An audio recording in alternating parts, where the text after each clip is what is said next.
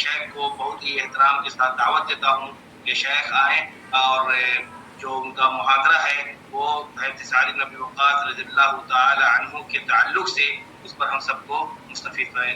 فضیلت الشیخ فیاض الممدی حفظہ اللہ تعالی.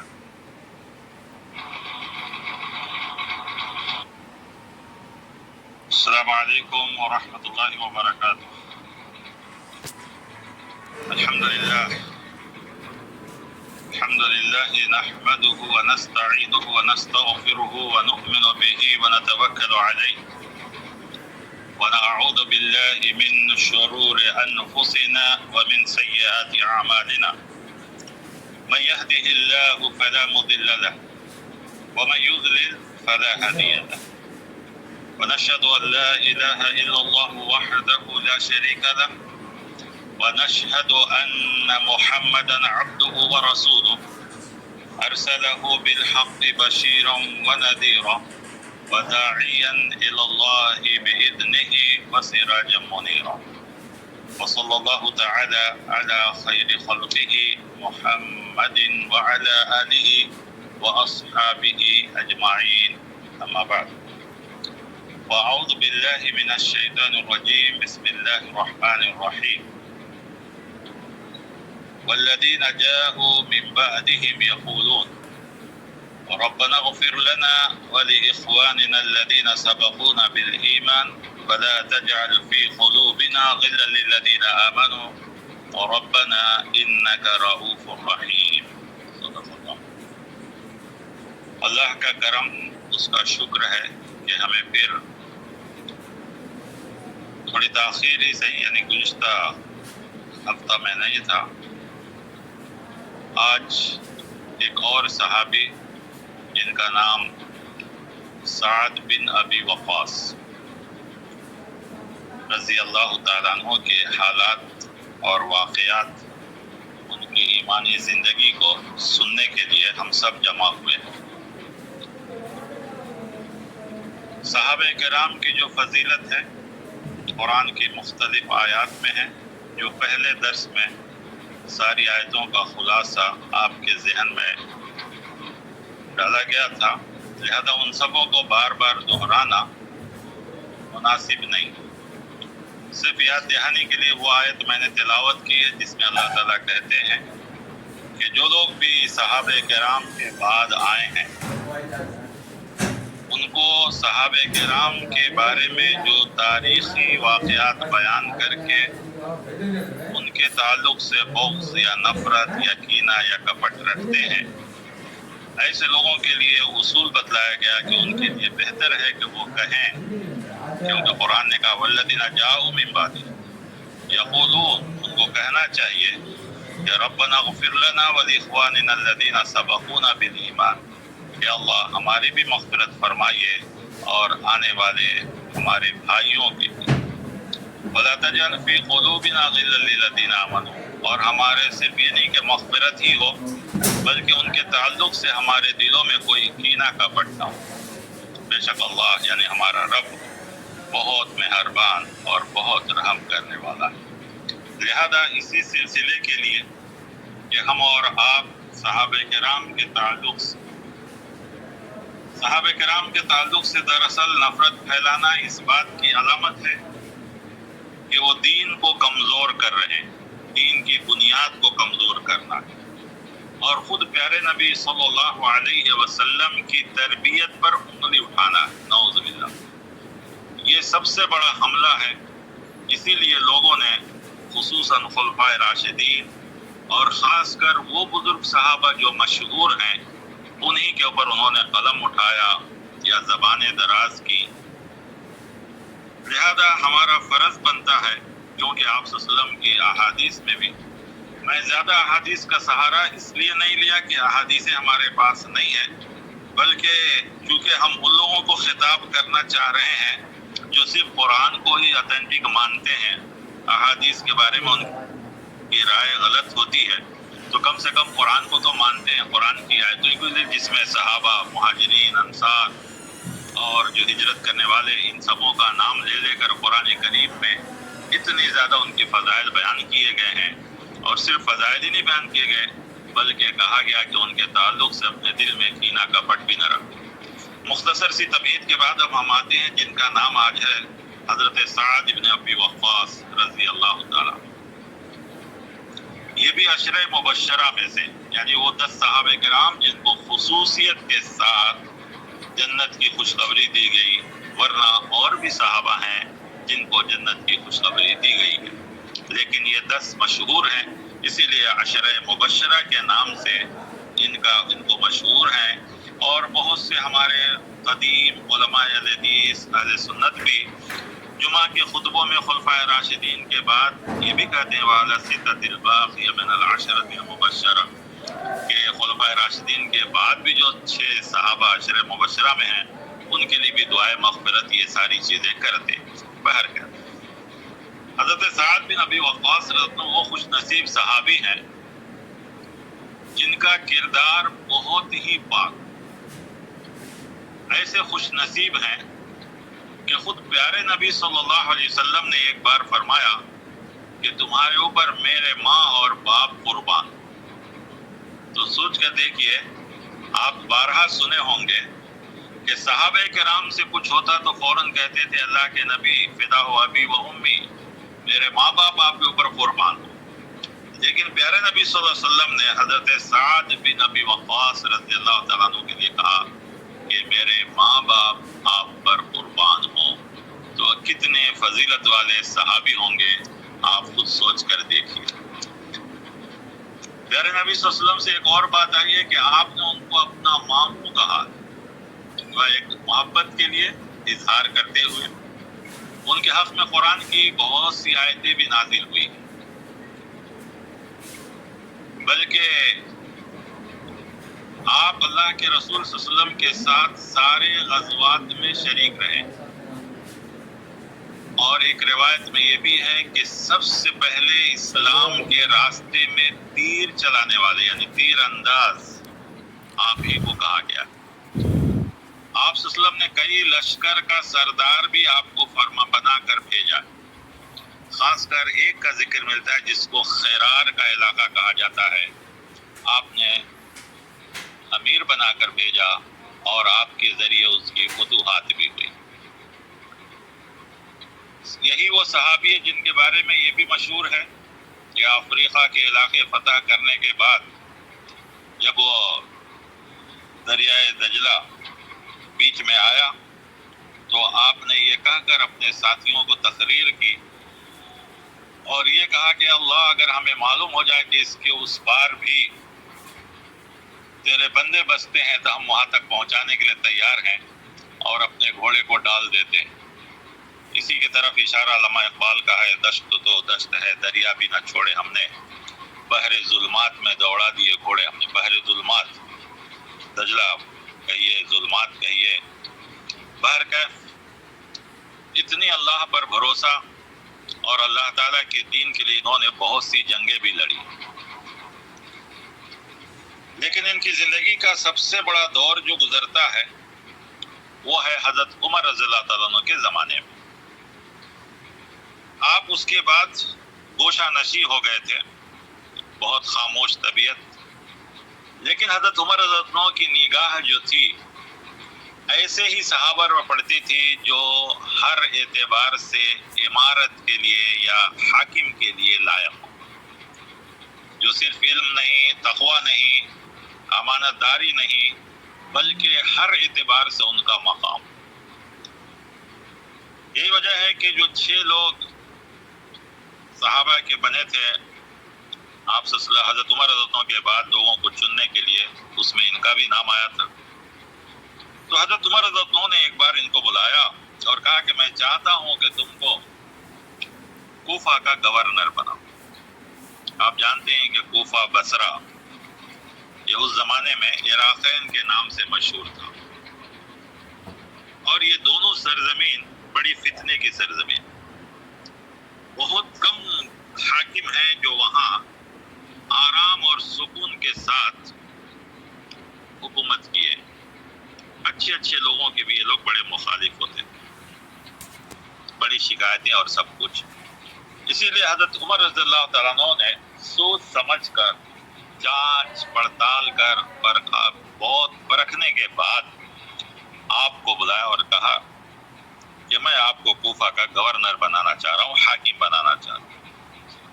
انہوں نے کہا امیر المومنین مجھے اس سے معاف رکھیے، عہدے سے، ذمہ داریوں سے مجھے دور رکھیے۔ حضرت عمر رضی اللہ عنہ نے کہا واہ، آپ لوگ تو مجھے امیر بنا دیے، خلیفہ بنا دیے، اب ذمہ داریوں میں آپ کا ساتھ لینا چاہ رہا ہوں، آپ کا مدد لینا چاہ رہا ہوں، تو آپ لوگ مجھ سے دور ہو رہے ہیں، مجھ سے دور بھاگ رہے ہیں۔ حضرت عمر رضی اللہ عنہ کے جو انتخاب کا طریقہ تھا وہ بڑا سخت ہوا کرتا تھا، ہر آدمی ان کے انتخاب پہ جچتا نہیں تھا، اور جن کو وہ منتخب کر لیتے تھے ان کو چھوڑتے بھی نہیں تھے۔ لہٰذا بہت انہوں نے معذرت کی، لیکن پھر بھی حضرت عمر رضی اللہ عنہ نہیں مانے اور آپ کو امارت کی ذمہ داری دے کر کوفہ بھیج۔ کوفہ آپ امیر بنے ہیں تو اچھی خاصی عمارت آپ کی چل رہی تھی، سارا کوفہ امن و سکون کی زندگی گزار رہا تھا۔ حضرت عمر رضی اللہ عنہ کے تعلق سے دو واقعات آتے۔ ایک بار انہوں نے ان کو چیک کرنے کے لیے کہ کیا یہ وہاں جا کے امیر بن کر کہیں ایسا تو نہیں ہے کہ دولت وغیرہ کی لالچ آ گئی ہو۔ حضرت عمر رضی اللہ عنہ نے کچھ درہم تحفے میں بھیجا کہ لے جاؤ ان کو دے دو۔ جو ہی وہ دینار و درہم آپ کے گھر آئے تو وہ لے کر گھر میں گھستے ہی کہتے ہیں انا للہ و انا الیہ راجعون۔ بیوی کہتی ہے کیا بات ہے، کیا کسی کا انتقال تو نہیں ہو گیا، کوئی بڑی شخصیت تو نہیں دنیا سے چلی گئی؟ کہا نہیں، کسی کا انتقال تو نہیں ہے، بلکہ اس سے بڑی آزمائش میرے گھر میں آ گئی۔ کہا کیا بات ہے؟ کہا یہ دیکھو امیر المومنین نے ہمیں بھیجا۔ کہا کیا ہے؟ کہا درہم و دینار ہے۔ کہا اس میں کیا تکلیف ہے، آپ دروازے کے پاس کھڑے ہوئیے، آواز لگائیے، ہر غریب، مسکین، بیوہ، محتاج میں تقسیم کریں۔ اللہ اکبر۔ نیک لوگ اسی وقت نیک بنتے ہیں جب ان کی بیویاں بھی ویسا ہی نیک ہوتی ہیں۔ اسی لیے کہا جاتا ہے کہ جب تک پوری فیملی کا سپورٹ نہ ہو، ساتھ نہ ہو، آدمی کوئی بڑا سے بڑا کام نہیں کر سکتا ہے، خصوصاً گھر کے اور ساری چیزیں باہر کر۔ ایک تو یہ واقعہ ہوا، آپ کی عمارت سے حضرت عمر رضی اللہ عنہ جیسا آپ کو انتخاب کیے تھے اور آپ کے بارے میں سوچے تھے ویسا ہی چل رہا تھا۔ حضرت عمر رضی اللہ عنہ بھی بہت خوش تھے، عراق کے لوگ بھی بہت خوش، عراق مطلب کوفہ بسم، بہت خوش تھے اور ساری چیزیں بہت ہی اچھے طریقے سے چل رہی تھیں۔ لیکن اچانک ایک بار حضرت عمر رضی اللہ عنہ کے پاس ایک خط آیا کہ آپ نے ایسے آدمی کو امیر بنا دیا ہے کہ وہ یہاں کے عمارت کے لائق نہیں ہیں، اور اس میں آپ کے خلاف 2-3 اعتراضات بھی لکھے تھے۔ سب سے پہلے اعتراض یہ تھا کہ نماز ٹھیک سے نہیں پڑھاتے، پھر یہ لکھا تھا کہ ایک دن وہ گھر سے باہر نہیں آتے، یہ بھی لکھا تھا کہ رات میں لوگوں سے نہیں ملتے ہیں، صرف دن میں ہی لوگوں سے ملتے ہیں۔ یہ چند اعتراضات لکھ کر اور صبح میں فجر کے بعد جب گھر چلے جاتے ہیں تو دن چڑھنے کے بعد یعنی سورج نکلنے کے بعد لوگوں سے ملتے ہیں۔ ایسے چند اعتراضات آپ کے پاس آئے۔ حضرت عمر رضی اللہ عنہ تو یقین نہیں کیے کہ ایسا ہو سکتا ہے، اس لیے کہ آپ نے بڑی جانچ پڑتال کے بعد، سوچ سمجھ کے بعد آپ کو بنایا تھا۔ حضرت عمر رضی اللہ عنہ نے چند لوگوں کو بھیجا جن میں محمد بن مسلمہ اور عبداللہ بن ارقم، یہ 2 صحابی جن کو بھیجا اور کہا کہ تم لوگ خاموشی کے ساتھ کوفہ جاؤ اور ان کے بارے میں پتہ لگاؤ۔ وہ لوگ خاموشی کے ساتھ وہاں گئے اور ساری مسجدوں، محلوں، سب جگہ گھوم کر لوگوں سے رائے لی کہ لوگوں کی رائے ان کے بارے میں کیا ہے۔ سب نے بڑی تعریف کی۔ پھر اس کے بعد ایک علاقے میں جب وہ پہنچتے ہیں، یہ دونوں حضرات عبداللہ بن ارقم اور محمد بن مسلمہ، جو علاقہ تھا بنو عبس، وہاں ایک شخص تھا اسامہ بن قتادہ، وہ شخص جو ہے صرف ایک آدمی، اور اسی نے خط بھی لکھا، آپ کے خلاف کہا کہ ہاں وہ ٹھیک نہیں ہے، گورنر کے لائق نہیں ہے، اس لیے کہ وہ ہفتے میں ایک دن گھر کے باہر نہیں آتے ہیں، دن میں جو ہے فجر کی نماز کے بعد چلے جاتے ہیں تو دن چڑھنے کے بعد ہی آفس کو آتے ہیں، رات میں لوگوں سے ملتے نہیں ہیں، ایسی ویسی باتیں شکایت۔ حضرت عمر رضی اللہ عنہ کے جو لوگ 2 صحابی گئے تھے، وہ لوگ ویسا ہی آ کر آپ کے پاس رپورٹ دی۔ آپ نے ان کو بلایا اور جانچ پڑتال کی۔ جانچ پڑتال کرنے کے بعد سب سے پہلے سوال تھا کہ رات میں کیوں نہیں ملتے وہ لوگوں سے؟ تو انہوں نے کہا امیر المومنین دن بھر بندوں کے حساب کتاب کرتا ہوں اور رات میں اپنا حساب اپنے اللہ سے کرتا ہوں، یعنی رات عبادت میں گزارتا ہوں، دن ان خلق ناس انسانوں کی خدمت میں، اور رات اللہ کی عبادت میں گزارتا ہوں۔ کہا ٹھیک ہے۔ کہا دوسری بات کہ تم اس فجر کے بعد دیر سے باہر آتے ہو؟ کہا اللہ کے رسول گھر میں کوئی خادمہ نہیں ہے، پہلے تو میں وقت پر فجر کے بعد وہیں بیٹھ جاتا تھا، ادھر کچھ دنوں سے اہلیہ کی طبیعت ٹھیک نہیں ہے تو گھر میں آٹا گوندنا، روٹی بنانا، یہ سب کام مجھے ہی کرنا پڑتا ہے، اسی لیے تھوڑا سا وقت ہو جاتا ہے اور اس کے بعد میں پھر لوگوں سے ملتا ہوں۔ اللہ پوچھا اچھا ہفتے میں ایک دن کیوں نہیں باہر آتے ہو؟ کہا میرے پاس ایک ہی جوڑا ہے۔ کون ہے یہ؟ حاکم ہے، گورنر ہے، آج کے گورنر نہیں جو چھوٹے سے علاقے کے ہوتے ہیں یا ان کو پورا پاور بھی نہیں ہوتا، خلیفہ کے بعد اس پورے علاقے کا، اور وہ بھی کوفہ بصرہ، یہ مسلمانوں کی دوسری بڑی چھاونی تھی مدینے کے بعد، پورا افریقہ کے لیے یہ سب سے بڑی فوجی چھاونی تھی۔ اتنے بڑے علاقے کے گورنر کہہ رہے ہیں کہ میرے گھر میں خادمہ نہیں ہے، کام والی نہیں ہے، اس لیے مجھے آٹا گوندنا اور کچھ کرنا پڑتا ہے۔ پھر اس کے بعد اتوار کے دن اس لیے میں ایک دن آتا ہوں کہ میرے پاس ایک ہی جوڑا ہے، ایک ہی کپڑا۔ یہ سب باتیں ہم لوگ بھی کہہ دے رہے ہیں، آپ بھی سن رہے ہیں، لیکن ہم اور آپ بھی سوچیں کہ ہم اور آپ بھی کتنی چیزوں میں اور کیسی کیسی آسائش کی زندگیاں اختیار کرتے جا رہے ہیں، نہ چاہتے ہوئے بھی، چاہتے ہوئے بھی، نہ جانتے ہوئے بھی، یا مجبوری میں بھی، بہرکیف جو بھی ہو، اللہ تعالی ہمیں بھی ان سب باتوں کی توفیق دے، سادگی زندگی گزارنے کی۔ کہتے ہیں کہ ایک ہی جوڑا ہے جسے میں ہفتے میں دھوتا ہوں، اس وقت میں اپنی اہلیہ کے کپڑے استعمال کر لیتا ہوں، جب کپڑے سوکھ جاتے ہیں تو پھر اس کو استعمال کرتا ہوں اور باہر آتا ہوں۔ حضرت عمر رضی اللہ عنہ جب یہ سنے تو ان کے آنکھوں سے آنسو جاری ہو گئے اور بہت رونے لگے اور کہے کہ مجھے 100% یقین تھا کہ تمہارا رویہ، تمہارا طریقہ یہی ہوگا، اسی لیے میں نے لوگوں کو بھیجا تھا اور تم واقعی ایسے ہی ہو۔ اس کے بعد پھر آپ کو دوبارہ بھیجا گیا، لیکن آپ تیار نہیں ہوئے اور کہا امیر المومنین مجھے معاف کیجیے، اور اس کے بعد وہ پھر اس کے لیے تیار نہیں ہوئے۔ لیکن بیچ میں اور ایک واقعہ ہوا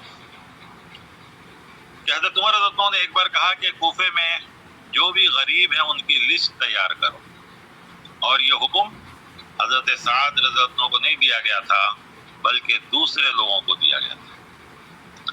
تو جو لوگ آپ کے، اور سارا کوفہ ہی آپ کے چاہنے والا تھا سوائے چند لوگوں کے، اور اس قسم کے ہر جگہ ہوتے ہیں، ہر دور میں ہوتے ہیں، ہر علاقے میں ہوتے ہیں، ہر جگہ ہوتے ہیں، اور ایسے لوگوں کا ہونا بھی ضروری ہے، تبھی اہل ایمان کے جانچ بھی ہوتی ہے اور ان کو بھی اللہ تعالیٰ کو یاد کرنے کا، ان کے شر سے بچنے کے لیے دعائیں کرنے کا بھی موقع ملتا ہے۔ تو ایک بار انہوں نے کہا کہ کوفہ بصرے میں جتنے غریب ہیں ان کی لسٹ تیار کرو۔ لوگوں نے جب لسٹ تیار کیا تو اس میں پہلا نام ان کا تھا۔ امیر المومنین نے دیکھ کر پریشان ہو کہا یہ بھائی یہ تو حاکم ہے، گورنر ہیں، ان کا کیا؟ کہا وہ ایسے ہیں کہ جو کچھ بھی آتا ہے لوگوں میں بانٹ دیتے ہیں۔ تو سوچ کر دیکھی ایسے حضرت سعد رضی۔ خیر اس کے بعد وہ شخص جو آپ کے اوپر یہ الزام لگایا تھا، آپ جو ہے اپنی زبان سے اس کے لیے بد دعا کر دیتے ہیں. کہتے ہیں اللہ اگر تیرا یہ بندہ جھوٹا ہے، اللہم ان کان عبدک ھذا کاذبا، کہ اگر یہ جھوٹا ہے اور نام و نمود کی خواہش میں ہے، یعنی چاہتا ہے کہ میرے اوپر الزام لگا کر، کیونکہ کسی بڑی شخصیت پر الزام لگانا، جتنی بڑی شخصیت پر آدمی بدنامی یا انگلی اٹھاتا ہے وہ اتنا ہی زیادہ مشہور ہونے کی کوشش کرتا ہے. اسی لیے ہمارے ملک میں دیکھیں، اگر بڑے بڑے لیڈروں پہ کوئی آدمی الزام لگاتا ہے تو اس کے لیے اگر وہ الزام غلط ہو جائے تو لوگ جو ہے کیس بک کرتے ہیں، جس میں انسلٹ وغیرہ کوئی کرتا ہے تو جتنا بڑا آدمی ہے اس کا جرمانہ اتنا ہی بڑا بھی ہوتا ہے. جیسے سی ایم کو، منسٹر کو کوئی کہے گا تو کروڑوں میں وہ لوگ اپنا جو ہے خاص اس کے لیے ایک نام ہے، ذہن میں نہیں آ رہا ہے، وہ لوگ وہ لفظ استعمال کرتے ہیں اور اتنا جو ہے کلیم کرتے ہیں کہ مجھ پر اس نے غلط الزام لگایا ہے. لہذا اور جو بڑے لوگوں پہ الزام لگاتے ہیں وہ جلد مشہور ہو جاتے ہیں. یہی وجہ ہے کہ آج جس کو بھی دنیا میں مشہور ہونا ہے جلد سے جلد تو وہ ایک ہی کام کرتا ہے، یا تو قرآن کے خلاف، یا قرآن کو جلانا، یا اسلام کے خلاف، یا اسلام کی تعلیم کے خلاف بولتا ہے. ایک دن میں پوری دنیا میں مشہور ہو جاتا ہے. تو یہ پرانا طریقہ ہے. لوگ بھی مشہور ہونے کے لیے بھی ایسا کرتے ہیں کہ کسی بڑی شخصیت پر الزام لگاؤ، کسی بڑی شخصیت کو ٹارگٹ کرو تاکہ جلد سے جلد مشہور ہو جاؤ.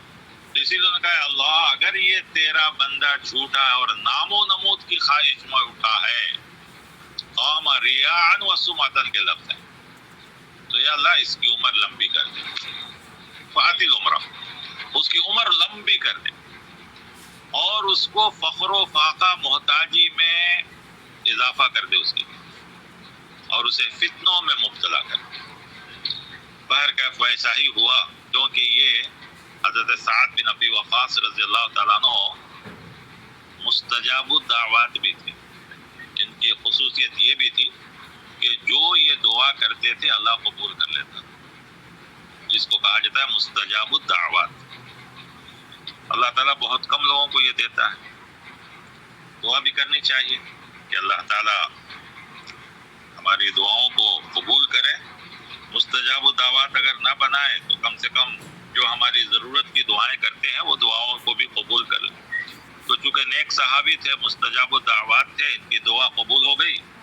بہت سے لوگوں نے اس شخص کو دیکھا کہ اس کی عمر لمبی ہوئی، اتنی لمبی ہوئی کہ آنکھ کے اوپر جو بال ہیں وہ اتنے بڑے کہ اس کے آنکھ کی روشنی چھپ جاتی تھی، آنکھ بھی اس میں چھپ جاتا تھا. بہت تکلیف اٹھایا اس شخص، بھیک مانگتا ہوا، دوسری حرکتیں بھی کرتا تھا. لوگ اسے کہتے تھے کہ ایسا تو کیوں کر رہا ہے اس عمر میں؟ تو کہتا تھا میں کیا کروں، میرے اوپر سعد بن ابی وقاص کی بد دعا لگ گئی. اب یہ الگ مسئلہ ہے کہ ہمیں کسی کے لیے بد دعا کرنا چاہیے یا نہیں کرنا چاہیے. یہ حالات کے اوپر ڈیپینڈ کرتا ہے، آدمی کے اوپر ڈیپینڈ کرتا ہے. کہ اگر کوئی آدمی کسی کی شخصیت کو مجروح کرنا چاہے اور خواہ ایک آدمی جو ہر طرح سے اپنے آپ کو بچا کر نیک زندگی گزارے، تو اس کے اوپر ڈیپینڈ کرتا ہے کہ وہ معاف کر دے یا وہ اس کے لیے کچھ بھی کرے. باہر کر اس شخص کو بد دعا لگی آپ کی، اور اس کی تباہی بھی بہت بری طریقے سے. تو باہر کر حضرت سعد بن ابی وقاص کی زیادہ بہادری کے دو واقعات. ایک تو بہادری کے کہ آپ نے کوفہ، بصرہ اور افریقہ کے اکثر ممالک کو آپ نے فتح کیا تھا، اور دوسرا تقویٰ، پرہیزگاری، خوف خدا کا ہے. اسی میں یہ امارت کا بھی آتا ہے کہ امارت کو بھی آپ نے پہلے تو پسند نہیں کیا، لیکن حضرت عمر رضی اللہ عنہ کس کو چھوڑنے والے تھے؟ جس کو وہ پسند کر لیتے تھے، نہیں چھوڑتے تھے. تو آپ نے جو ہے ان کو انتخاب کر کے بھیجا، اور اس کے بعد وہ ساری چیزیں ہوئی جو آپ نے سنا. آپ کی زندگی سے ہمیں یہی لگتا ہے کہ انسان کی زندگی سادی ہونی چاہیے. صرف نماز روزہ عبادت نہیں ہے، سب سے بڑی چیز تقویٰ، پرہیزگاری، امانت داری. اور اگر اللہ تعالیٰ کوئی عہدہ دے، کوئی مقام دے، کوئی مرتبہ دے، تو آدمی کو کبھی زمین سے اپنے پیر اوپر نہیں رکھنا چاہیے، بلکہ اپنے پیر زمین میں ہی رکھنا چاہیے. جتنا بڑا عہدہ مقام ملے آدمی کے اندر اتنا ہی سادگی، اتنا ہی تقوی، اتنا ہی پرہیزگاری کی زندگی ہونی چاہیے۔ فخر، غرور، تکبر، نام و نمود، دکھاوا، ریاکاری، یہ ہمارے ہی لیے نقصان ہے، دوسروں کے لیے نہیں۔ یہ وہ چیزیں ہیں جو انسان کے اعمال کو برباد کر دیتی ہیں، اور اس کے علاوہ جو چیزیں ہیں یعنی سادگی، عاجزی، انکساری، وہ ہمارے لیے بہت فائدہ مند ہے۔ کہتے ہیں کہ انسان کے اندر فخر، غرور سب سے پہلے آتا ہے اور اخلاص سب سے آخری میں آتا ہے، لیکن صحابہ کرام وہ تھے جن کے اندر اخلاص ہی اخلاص ہوتا تھا۔ ریا، نمود، دکھاوا، فخر، غرور، تکبر، ایسی کوئی چیز کسی صحابی میں نہیں پایا جاتا۔ چند چیزیں جو ان لوگوں سے ہوئی ہیں وہ لوگوں کی غلط فہمیاں ہیں یا ان کی بشری تقاضے ہیں، جس کو اللہ تعالیٰ نے خود معاف کرنے کا قرآن میں کئی جگہ وعدہ کیا، اور صرف معاف کر ہی نہیں کیا بلکہ کہا لہم مغفرۃ و اجرا عظیما، کہ ہم نے ان کے لیے اجر عظیم بھی رکھا ہے، مغفرت بھی رکھا ہے، دونوں چیزیں رکھی۔ اس لیے صحابہ کرام کے تعلق سے کبھی بھی ہمارے دلوں میں یا ہمارے قلموں میں یا ہمارے بیانوں میں ایسی کوئی چیز نہیں آنی چاہیے جو ان کی شان کے، ان کے مقام اور مرتبے کے خلاف۔ ہمیں ہمیشہ ان کے بارے میں اپنی زبان کو روک کر رکھنا چاہیے، کیونکہ آپ صلی اللہ علیہ وسلم نے بہت سی مثالیں دی ہیں صحابہ کرام کی۔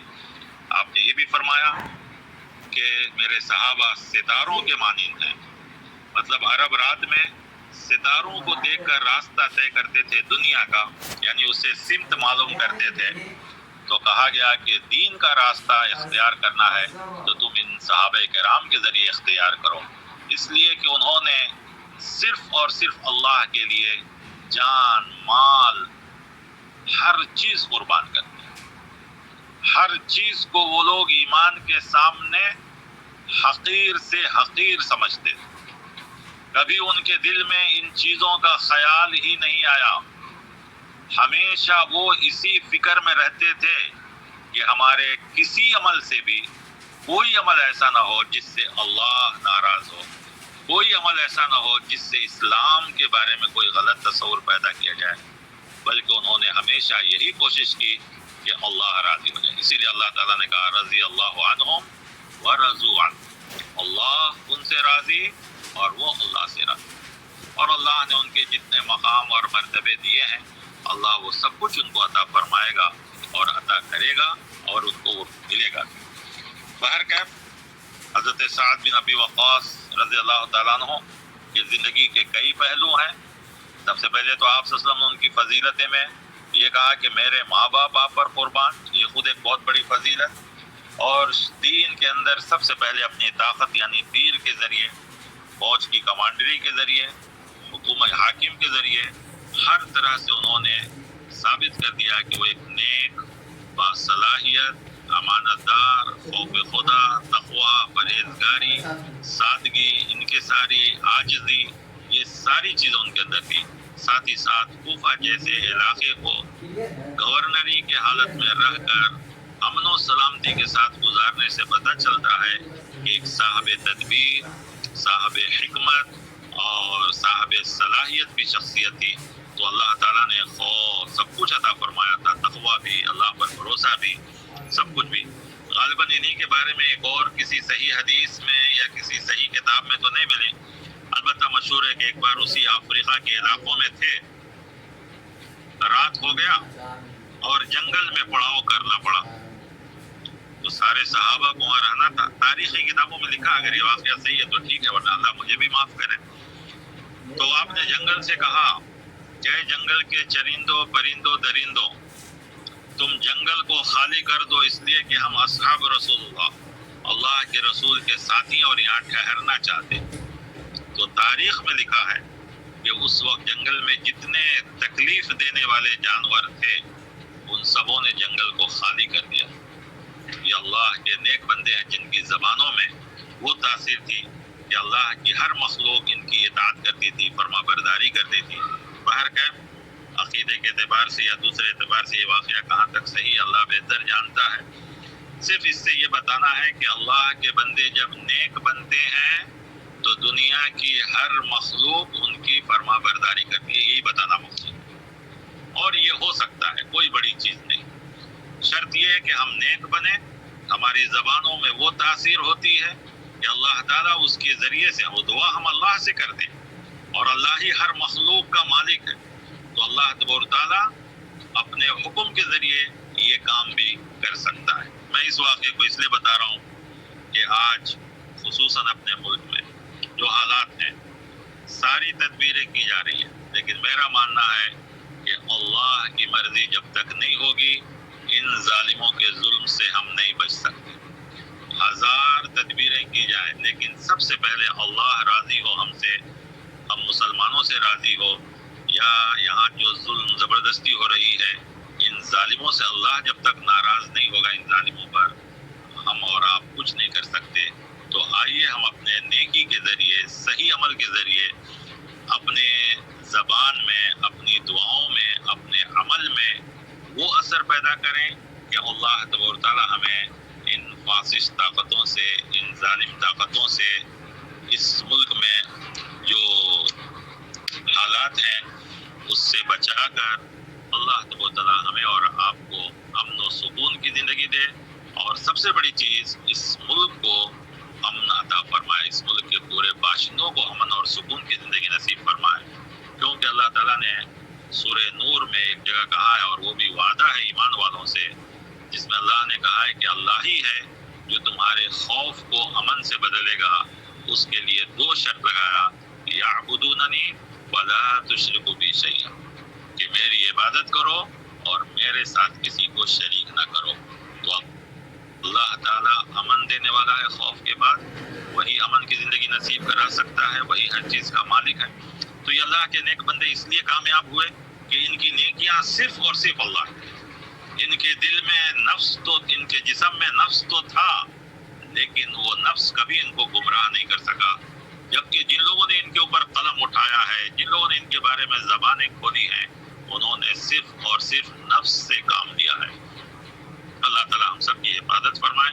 اللہ تعالیٰ ہم سب کو ان کی زندگیوں میں جو کچھ نیکی ہے اسے ہمیں قبول کرنے کی توفیق عطا فرمائے. اور جو ایک انسان ہونے کی نئی حیثیت سے کبھی کبھار ان سے ہو گئی ہے تو اللہ تعالیٰ نے خود ان سے معاف کر دیا ہے. اللہ تعالیٰ انہیں اجر عظیم عطا فرمائے، اور اللہ ان سے راضی ہو، وہ اللہ سے راضی ہوں. اللہ تعالیٰ ہمیں ان کی اچھی باتوں پر عمل کرنے کی توفیق عطا فرمائے. آمین. وصلی اللہ علی النبی. السلام علیکم ورحمۃ اللہ وبرکاتہ.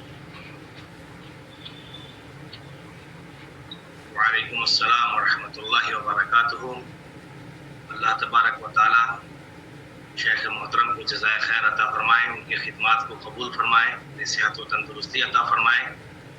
کافی مختصر وقت میں آپ نے حضرت سعد بن ابی وقاص اور دوسرے صحابہ اکرام کے تعلق سے جو باتیں ہمارے سامنے رکھی ہے، یقیناً یہ ایمان افروز باتیں ہیں، اور ہمیں ان کی طرح بننا ہے. ہم تو صحابی نہیں ہو سکتے، لیکن صحابہ کی طرح ہمیں بننا ہے، اور ہمیں یہ کوشش کرنی ہے کہ ہم ان کے جیسے عمل کر کے ان کی رفاقت ہمیں جنت میں نصیب ہو. کیونکہ اللہ تبارک و تعالیٰ نے مومنوں سے یہ وعدہ رکھا ہے کہ جو لوگ ایمان والے ہیں اور نیک عمل کریں گے، قرآن اور حدیث کے مطابق چلنے والے ہیں، تو ان کے جو رفاقت جو ہوگی ان کی، وہ قیامت کے دن انبیاء کے ساتھ وہ لوگ ہوں گے، صدیقین کے ساتھ ہوں گے، شہداء کے ساتھ ہوں گے، صالحین کے ساتھ ہوں گے. تو ہم لوگ یہی دعا کر سکتے ہیں اور ہم ان کے ذریعے سے بننے کی کوشش کر سکتے ہیں. اور اللہ تبارک و تعالیٰ، اور ہم شکر گزار ہیں اللہ تبارک و تعالیٰ کا، پھر شیخ محترم، اس کے بعد شیخ محترم کا، اور آپ تمام شرکاء کا، کہ جو لوگ، جن کو اللہ تبارک و تعالیٰ نے ہم سب کو یہ توفیق دی کہ اس مصروفیت میں بہت سارے لوگ، کئی جگہ پر